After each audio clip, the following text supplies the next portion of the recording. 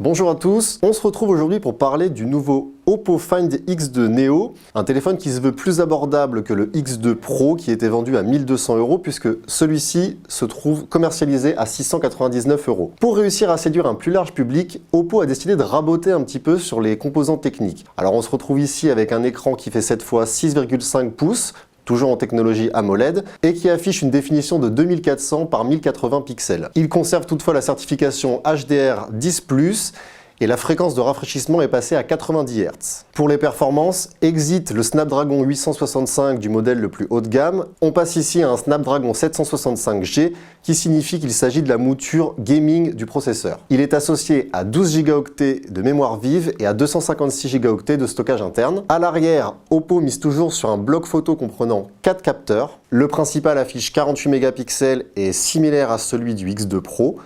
Le second est un ultra grand angle de 8 mégapixels.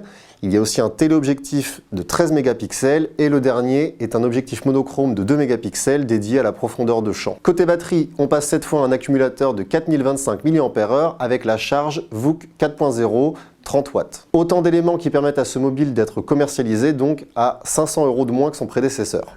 Passons maintenant à l'ergonomie et au design. Ce mobile est plus compact que le X2 Pro puisque ce dernier affichait une diagonale de 6,7 pouces quand celui-ci affiche une diagonale de 6,5 pouces. Le taux d'occupation de l'écran est d'environ 90%. Globalement, il faut savoir que le poids a largement été revu à la baisse puisqu'on atteint ici 170 grammes environ alors que le X2 Pro plafonnait à plus de 200 grammes. Les dimensions ont aussi été revues à la baisse, ce qui permet une meilleure prise en main. Pour parvenir à ce poids, Oppo s'est séparé du dos en céramique ou en simili-cuir qui habillait le X2 Pro et opte cette fois pour du verre très classique avec un effet dépoli. Et pour les plus maniaques d'entre vous, c'est une bonne nouvelle puisque les traces de doigts marquent beaucoup moins. Vous l'aurez remarqué, on est ici sur un coloris assez flashy avec un dégradé de bleu, mais l'effet vert dépoli rend le tout assez sobre malgré tout. Ce qui est peut-être un peu moins sobre, c'est le contour en aluminium du mobile qui reprend lui aussi ce dégradé. Haut de gamme oblige, ce Oppo Find X2 Neo ne comporte pas de prise mini jack et l'USB est de type C 3.1. Contrairement au X2 Pro qui était certifié IP68, celui-ci ne comporte pas du tout de certification, il faudra donc être vigilant lorsqu'il y a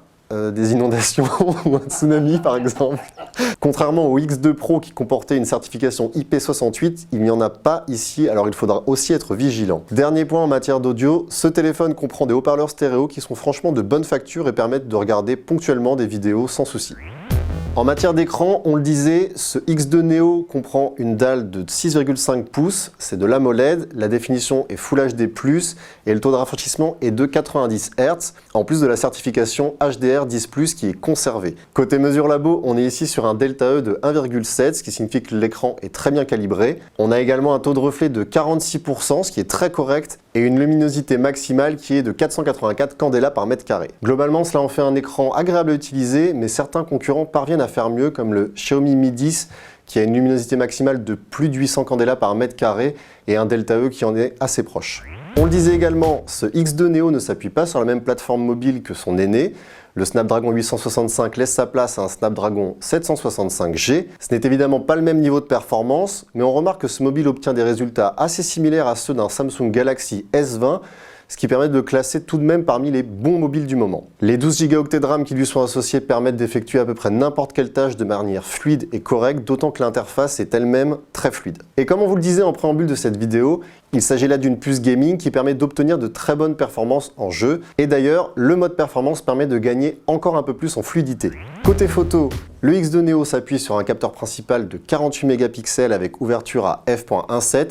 C'est le même que celui du Oppo Find X2 Pro. Pour faire simple, de jour, les résultats obtenus sont très bons avec une image fine et une bonne restitution des détails. C'est de nuit que ça se gâte un peu, on relève une certaine sous-exposition des images, surtout si on fait la comparaison avec un Xiaomi Mi 10. Ces performances nocturnes sont globalement similaires à celles d'un OnePlus 8, avec un certain lissage de l'image et une perte inévitable de détails. Pour l'ultra grand angle, on le disait, il s'agit d'un capteur de 8 mégapixels qui s'en sort très bien de jour et qui se montre très correct de nuit puisqu'il parvient à obtenir des performances meilleures que celles des Xiaomi Mi 10 et OnePlus 8. Le téléobjectif est quant à lui plutôt plaisant de jour, mais comme tous les téléobjectifs du genre, il est absolument inutile de nuit.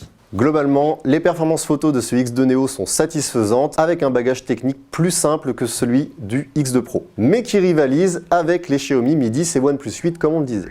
En matière d'autonomie, nous n'étions pas tout à fait rassurés au début de ce test puisque le X2 Pro nous avait légèrement déçus dans ce domaine en n'obtenant que 14h45 d'endurance sur notre test. Ici c'est mieux puisqu'on obtient une autonomie de 17h10 environ sur ce même test. Là où le X2 Pro se montrait par contre meilleur, c'est en matière de recharge puisqu'il ne fallait que 33 minutes pour regagner 100% d'autonomie. Ici, il faudra 53 minutes. Pour faire encore un peu dans la comparaison, le Xiaomi Mi 10 permettait de tenir plus de 20 heures sur ce même test.